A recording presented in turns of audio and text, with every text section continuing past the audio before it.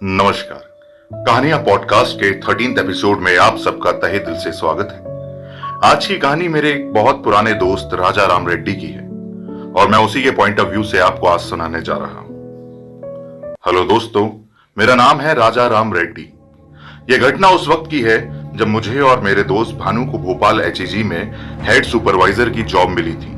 फिर हम दोनों सागर से भोपाल आ गए थे। नए शहर में नौकरी मिलने के बाद सबसे पहला और बड़ा प्रश्न था, रहने की जगह कहां मिलेगी। किस्मत से कंपनी के सीनियर मैनेजर सागर से थे, इसलिए उन्होंने 2 दिन के लिए कंपनी में रहने की जगह दे दी थी। अगले इतवार हम एक रियल एस्टेट ब्रोकर से मिले। उसने हमें एक पुरानी बिल्डिंग में फ्लैट किराए पर दिया, जिसका नंबर था 303। हमने उस ब्रोकर को 3 महीने का एडवांस किराया दिया और उसी दिन शाम 6 बजे सामान लेकर नए फ्लैट में रहने आ गए। वहां पर सामान सेट करते वक्त किचन में भानु को एक पुराना क्रिकेट बैट मिला। वह बैट मैंने किचन की दीवार पर ऊपर रख दिया था। सामान सेट करने के बाद रात का खाना खाकर ठीक 10 बजे हम बिस्तर पर सोने चले गए। दूसरे दिन मेरी नाइट शिफ्ट थी और भानु की सुबह 6 बजे की थी, इसलिए उसे 4 बजे उठकर टिफिन बनाना था।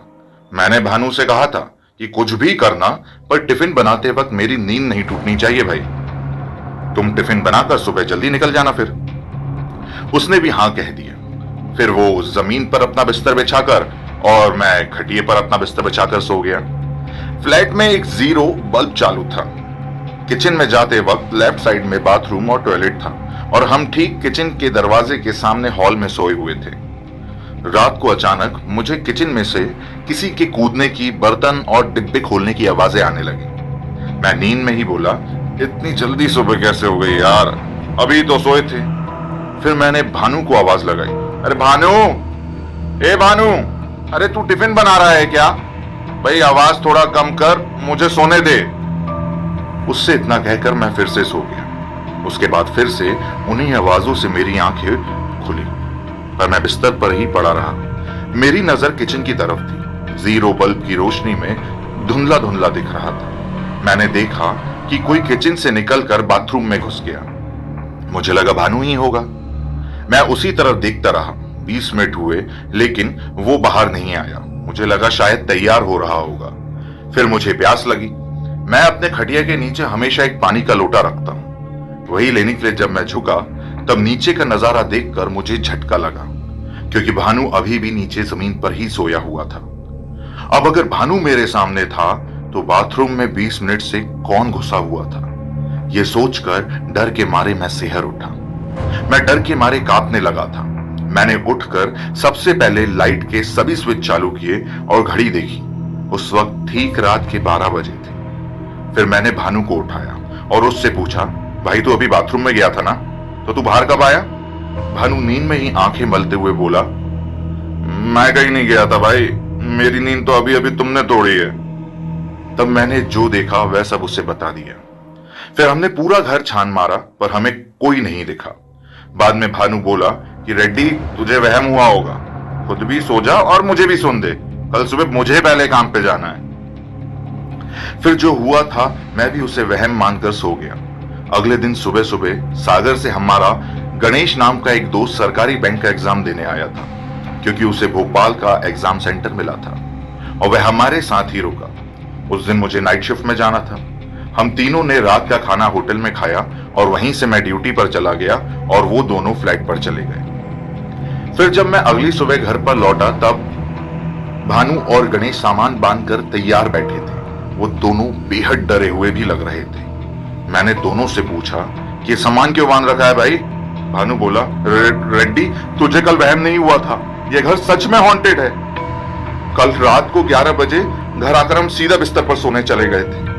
मैं खटिए पर सो रहा था और गणेश नीचे बिस्तर बिछा के सो रहा था।